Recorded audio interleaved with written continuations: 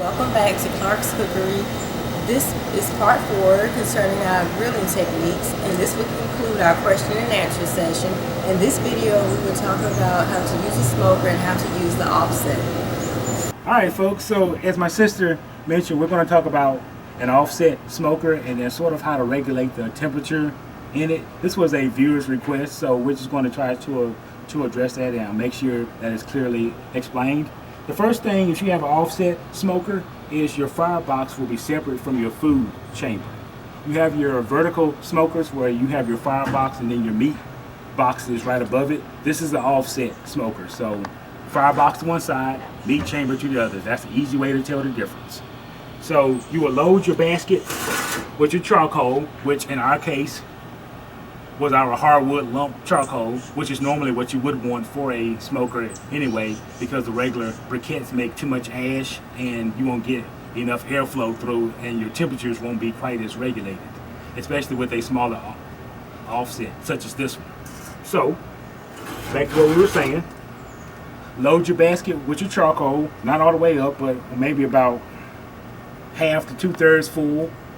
Get your fire lit with your electric starter or your tumbleweed or your chimney with a little rag and olive oil. Once you get your fire going,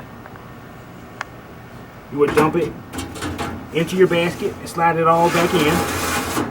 But while you're doing this, keep both your firebox door and your main temperature chamber door open, so just any excess fumes can go out before you shut your door. So like once that's kind of burned off for maybe about 5 to 10 minutes, shut your main meat door and your firebox door, and then adjust your dampers on your side, which my damper is on the outside right here, and then your main chimney flue, which is normally at the top of your meat box.